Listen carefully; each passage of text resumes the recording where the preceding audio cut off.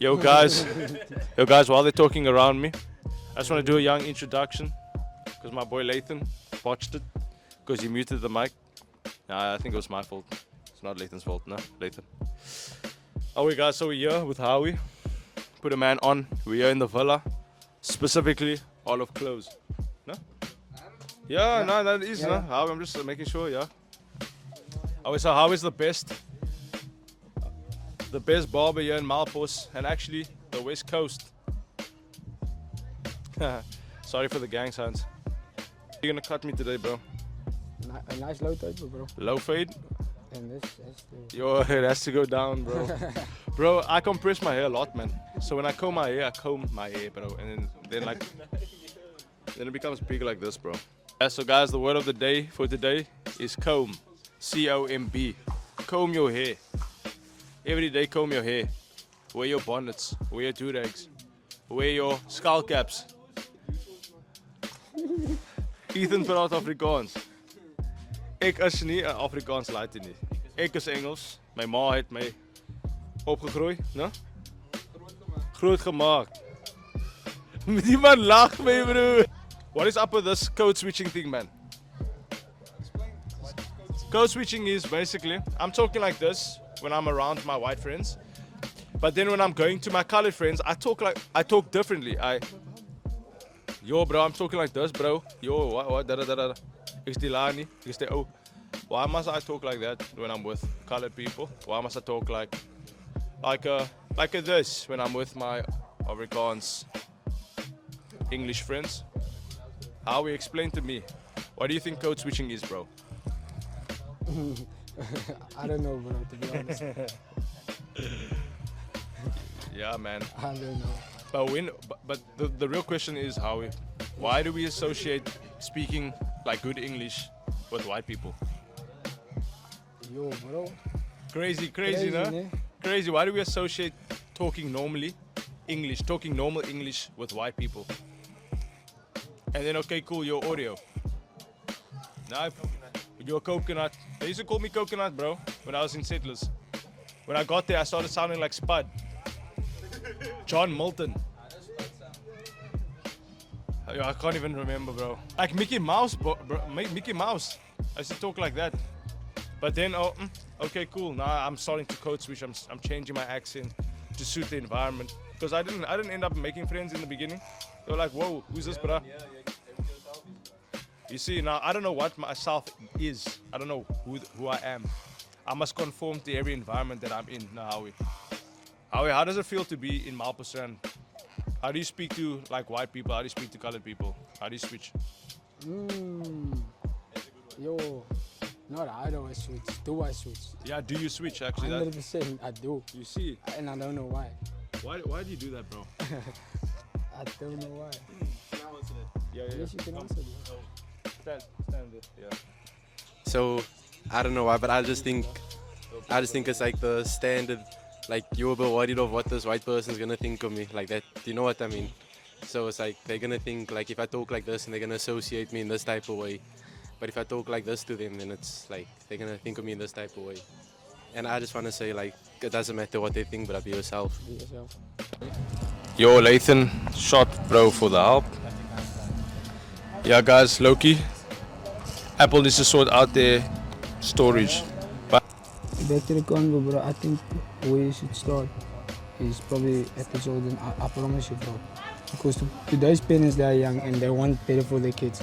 So if you start with their kids, probably they'll fall in line because they want better for their kids and they know. Because most of us do come from, let's say Melkboss Center, where we were cared for.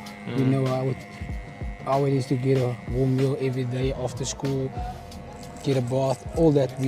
Most of us know, and now we are parents, so. Is Melkboss Center not there anymore? Not anymore. So there's nothing here? Really? Nothing, man. Melkboss Center closed like a long time ago. So the kids have probably like nowhere to go right now after school to go get a warm meal or do their homework before they go home or have that people helping them with school or anything. No one. Even I don't want to speak on it. But even the non-profit like the RCFF here, who has a playing school for our kids to go do grade R, and grade R.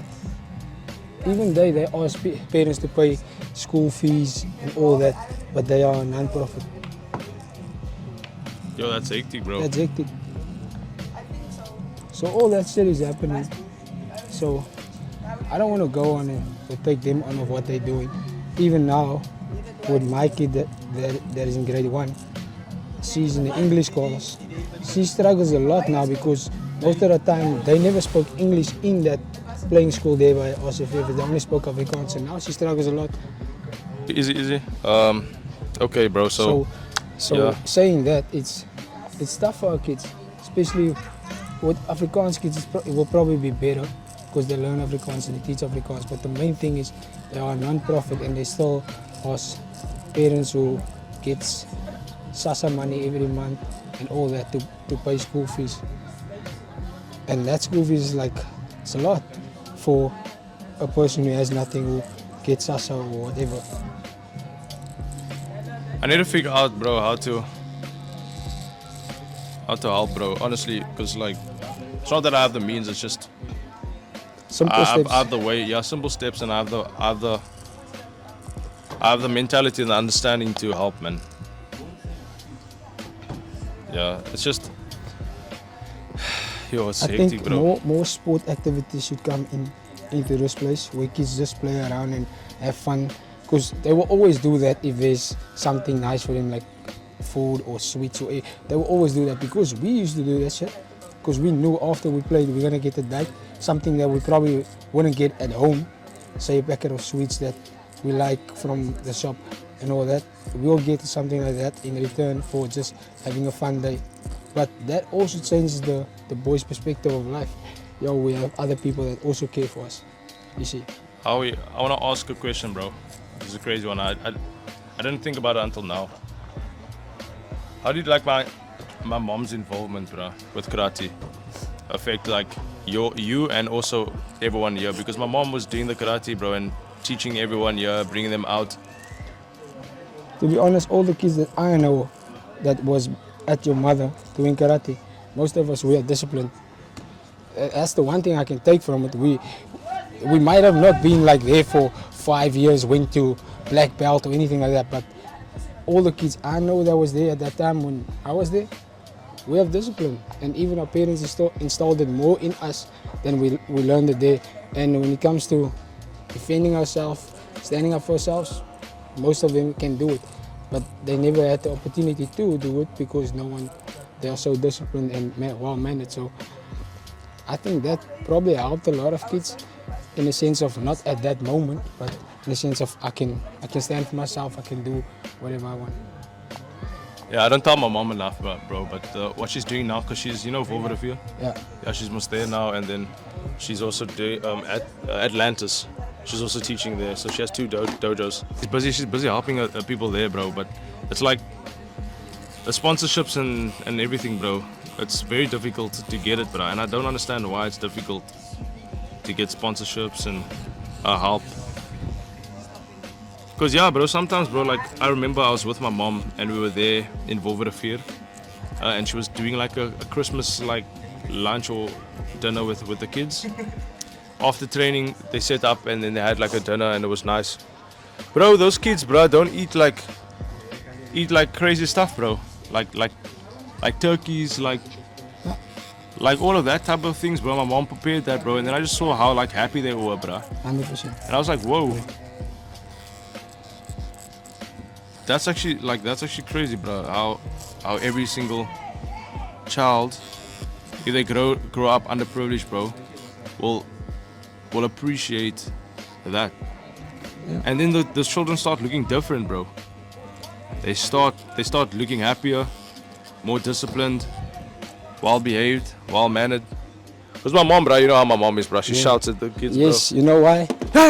Yes, they get disciplined, they get feed, and everything what they want. If they ask your mom if they help them with this, she will help them in any way. Even if she can't, she will still help. She always helps, yeah. At home, they don't have that. That's why. Gaat speel. En als ik klaar speel het, kom on more school. That's why. And tomorrow they go to school and they do what they do at school and they come back. They don't do homework, they do nothing, bro. Nothing, there's no discipline. But once they have that other person who also cares for them, even if it's just one person caring for 100 kids, that 100 kids will feel like, yo, this auntie is a massive thing for us. Yeah, because I don't know if they heard, bro, but my mom, man, because she trains has different dojos in Wolverhampton and Atlantis, and also for Howie, man, it changes a child's perspective on how the environments are. Like even Leonard and Lloyd, Yeah, like they like different, man. 100%. See, I told you, all the kids that was there, they might have not learned something from there, like in karate, but they took at least one thing from it and told themselves, nah, I want to be different than what I see every day in Yes. St. Olive Close. And that's amazing. And you can see even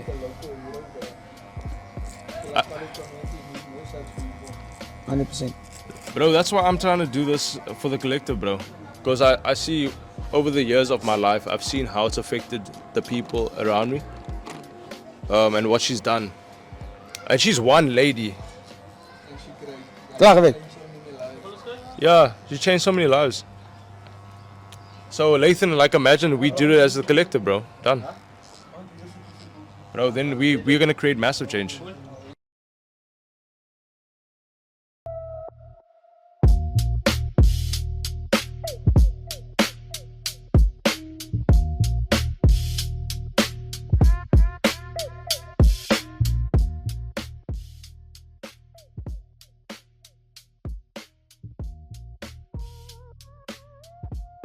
I can you start chatting.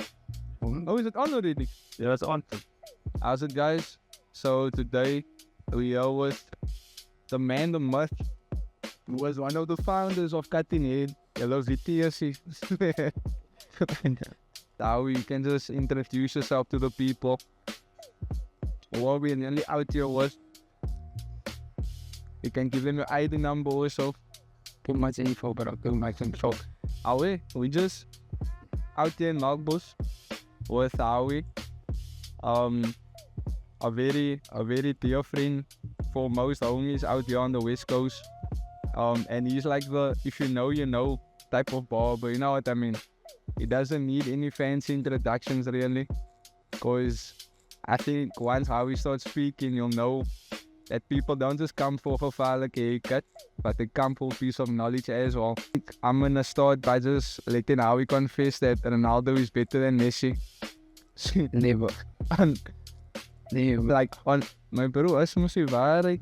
That's man just don't wanna accept the fact that he's GOAT from Barca. He's like not actually the GOAT. You know what I mean? It's fine. Bro, that's actually a mad thing. Nah, but we had that debate before. And you lost your debate, bro. But now you went up in it. Oh, but you don't have to waste the meals. Nah, but I did lose. Messi is the GOAT, man. I'll give them that. Bye. I'll give them that. But yeah, I think I would just think, you know, what are your thoughts, Uncle H? Posh, people asking upwards for 200 rand per fade. What do you think of that? Yes. To be honest, I think it's the right amount to ask for a haircut if you have a profession, in it way. Especially if you have like a certificate and name behind yourself already, then it's valid. But if you're local and you just got it, then it's not valid, bro, because you're not certified yet, bro. Yeah, Certify yourself, then you can ask that amount and maybe even more. yeah. So now, I was thinking, so it doesn't even matter like if you cut class or not, it's a qualification behind it. 100%. For me, I got quite, but I don't ask a lot of money. Just because I don't have a license, neither do I have a barber certificate or anything like that. I don't have experience. Yeah. That's the thing. Also because you're providing so your mates, you know, We're also in that. and they're mindful of that. Always. Always, bro. Away because as I know iets uit hoeveel want to win. Then the mates are gonna check. They'll never come to me, bro. Changing on us. They will never come to me. Even the time when I changed it from 30 rand to 50, they're also like, nah, it's too much. Yeah. Okay, nah, it's easy. Then you just have to live with it. But I think that was a good call because we also want men to respect your time, you know what I mean? And bro, life is expensive. Bro, it is. Life is expensive. You must not adjust. Why are you muting this thing? Was it never on? Yeah, but I muted it. How would you say it's like, what's like one thing that you have learned from cutting hair, from people? Because you interact a lot with people. So like, what's one thing you noticed that everyone has in common in a way? Bro, that's a tough question. It is, no? Because a lot of people don't have similar things like that traits that or are the so. same. Ah. But in one way, they all are actually the same. Like we all actually A way we all experience the same stuff. I just, but it's just different yeah, from one another. different perspectives. That's what I realized. And you can't like judge a person based on like what he's been through, even on how he looks. Nah, convo, bro. The convo is where you judge people. It's true. I'd rather understand a person's mind before you judge their personality 100%. or their character or how they look. I think that's wise. That's why I say, bro, people don't just come to you for a haircut. They come for the knowledge. Knowledge is power. Now, where do you say your like street smarts come from? Is it just like always growing up around it, being exposed to like? 100%. Growing up in the ghetto, in the bush, that's where it all started. I had to basically adapt to it again when we started moving here because I don't want to say mostly around white friends or stuff like that. But I had to adapt to it again once I came live here because the guys here was way more rougher than the guys I used to grow up with. Yeah. And I would like think growing like that period where you were surrounded by white people, no? And you had to transition back to now being again in the ghetto. Did that kind of make you feel like, yo, nou moet ek nou weer terug? Like it wasn't so, like it was lekker with the white mensen, man. Like know about what people say about Why? them. It was nice. No. But nah, no alleen, bro. I'm easy. You say, Yeah. nah, going back to it. Nah, I'm like, okay, easy. That's life. It happens. Yeah. And even when I got back, I was like, nah, I'm gonna do something different. And then, like, what would you say is the biggest transition? Like seeing how white people live and how they go about things, and then compared to now colored people in the ghetto. And they're more advanced in knowledge and especially technology and how it works. And the reason we're so unexperienced in that because our parents weren't experienced in it. They had to always survive. They could never 100%. thrive, no? 100%. So now we also want to survive instead of thrive. Because that is a trauma cycle 100%. that our bro. parents couldn't really maybe defeat. They tried their best, They tried the best, but where they fell short, we continue with that. and that's where the big problem is. That's it, yeah. To break that trauma cycle. And I think also maybe mindset is a massive thing because I mean for colored men that's on the Cape Flats in the ghettos wherever, you almost always see 9 times out of 10 the same mindset amongst everyone. 100%. It's not taking accountability for their own lives, not almost striving for better. And if things don't go their way, then who do they blame? The government of hulle het nie van my gehou nie, or 100%, you know what bro. I mean? Like they always Yeah. blame. They always blame someone else for their. It's never mistakes. themselves. And that's the thing, bro. That's what they always do. But then again, I can't really blame them because their foundations wasn't the most solid as well. You know what I mean? But I just, my frustration is we're at that point now, like where you can thrive for better. You know what I mean?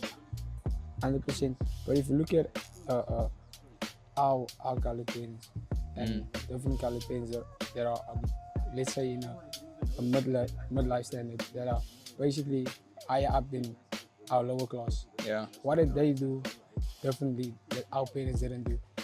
Check. That's why I also look at it. Because if they could do it, our parents could have also done it. Yeah, so what was the excuse? So what was their excuse? So what do you think it is? If you had to now sit them down and ask them, Kaiki, what was your guys' excuse for not being able to accomplish what other colored men did? No ambition. None. Yeah. Even when they get old, they still have that feeling of having no ambition for anything. They just want to go and work. Yeah. Work. That's the only thing. Like they couldn't strive for more, and that's why I think it again comes back to they just didn't smart. It was like almost like hard for them. Away. And it was easy for them to just blame the circumstances. Like needy. Like the government took them out of their places, put them there. There's so many colored people that like thrived, you know what I mean? 100%. From that environment. And that's why I asked myself, how did they do it and our parents can do it? Or not even our parents, we as young adults ourselves, because there's a lot of young kids that's thriving also now. Yeah. And young kids that are not thriving, that are struggling and sitting at home, unemployed, all that. But what are they doing different that those kids did? Exactly. And now most people are in one way or another, the playing field is almost evened out. You know what I mean? Yes. It's like you now can't say that the next person has better opportunity than you. You must all do have equal opportunity. My bro, you must do what you can with what you were given. You know what I mean? Yes. Like look at you now, no? If I take you for example, you could have now looked at your life and be like, Kaiki, I'm now surrounded here in the ghetto. Everyone have that poverty mindset, but you out here waking up every day, decided you're gonna pick up a machine, learn a skill, give back to the Mensa and make money while doing it. Like that's a definition of ambition, you know what I mean? Like you see more for yourself. It's not what you wanted at the moment, but you're trying towards something. Exactly, 1% better every day. But yeah, I think all of it comes down to mindset again, bro. Mindset 100%. Because if mindset, you get the right, you'll be on the right path. I've also noticed with like white people, no? It's almost like they would prefer for things to be harder so they can continue to like go for more, you know what I mean? Like to try harder, like they want it, they don't want easy stuff. Like they would always need, can we try. Even if they fail 1,000 times, they're gonna try again. So we fail once and we give up. And I think we, like our generation, we the ones that do actually recognize and see the toxic patterns within our own families. Yes. And we as youngins have to change it. Exactly, because we don't want to carry it on to our kids and have the cycle repeat itself. I know I don't want that. You must have only one daughter. I have a daughter, yeah. Like what's like things that you try to do differently, like raising her and stuff, to like not have that cycle continue, like small things you do. Not to have the cycle continue. To be honest, at the moment I just show her that you can do whatever you want to do without going to anybody and ask them to do. Like independence. I want to use what you have. Yeah. Use the at your tools disposal at the moment and just work with it. Yeah. You'll find a way. That's the one thing. Even though she's little, I'm gonna make her understand that one day. Daddy, she always asks me, Daddy, you wanna cut hair now? She only sees it as cutting hair. She don't see the bigger picture behind it. But I hope one day when I do make it, I'm gonna show her that this is all the hard work of that cutting hair and everything. Being consistent and wanting more for yourself and for her, obviously.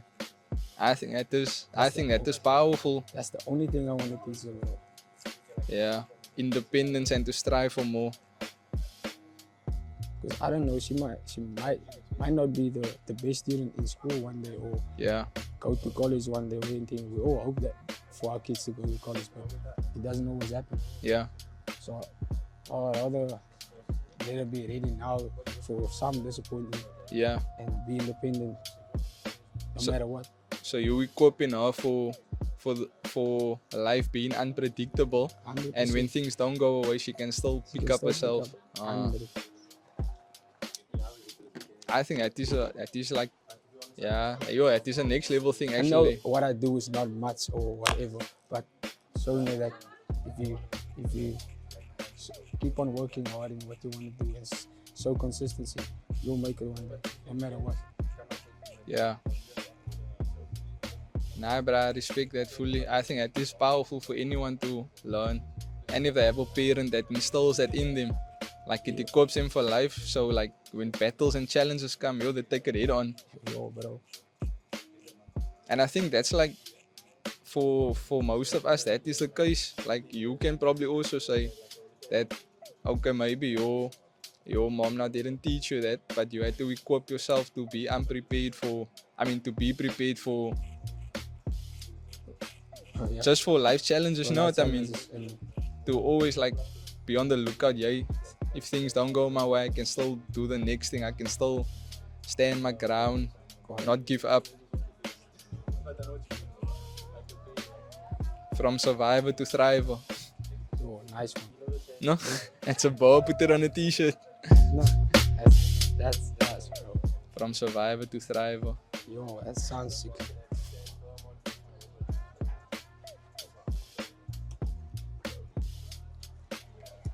Yeah, it's crazy because even with my like brother and sister, no, I'm just noticing. So I grew up with a single mom, right?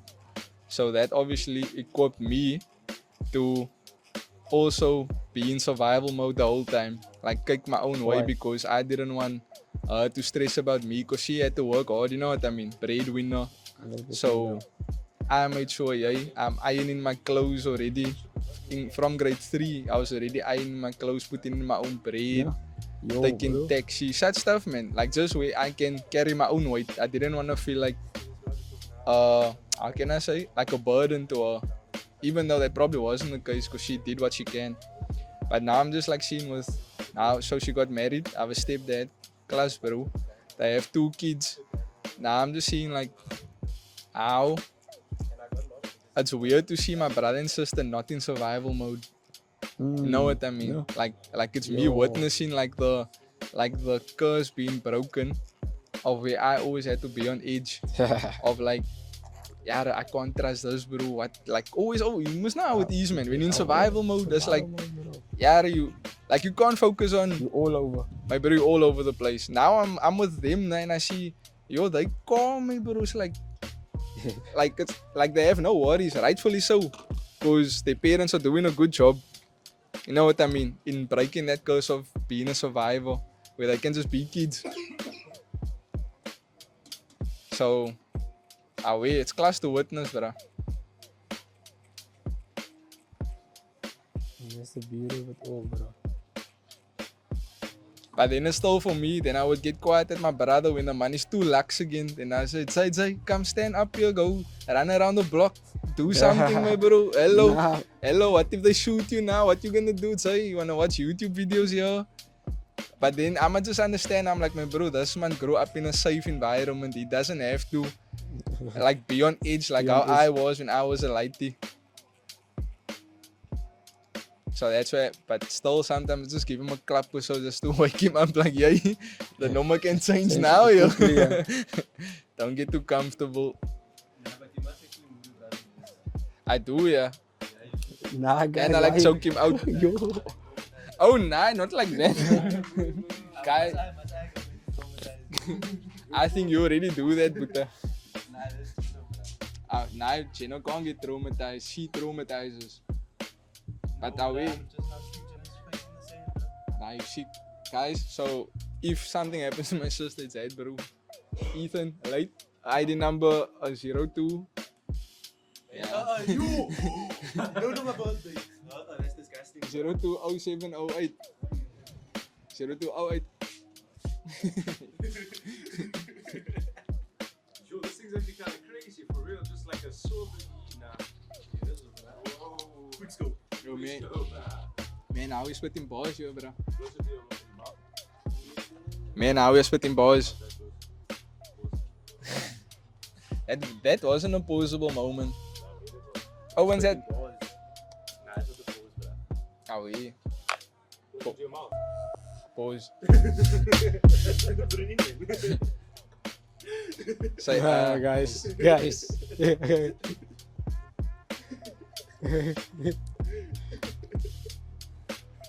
Oh, don't give Dungus ideas. What's his name? ID. He's not gonna stick it. Yeah, make a video. Put it in your mouth for 100 rand. He's terrorizing the village, my bro. Wait. It must like the ghetto Mr. Beast.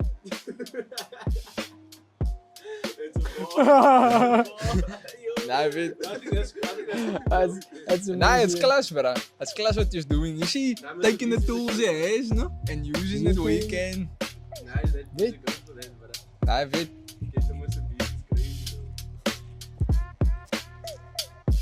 Man, he's a hond. After that first few challenges, the people didn't come to him. Wait, let me do it. He's the beast, yeah. Class, bro. But I think if you like grows lekker jou first, yeah. And like then the people will start recognizing the mensen that are in challenges also. Easy for now.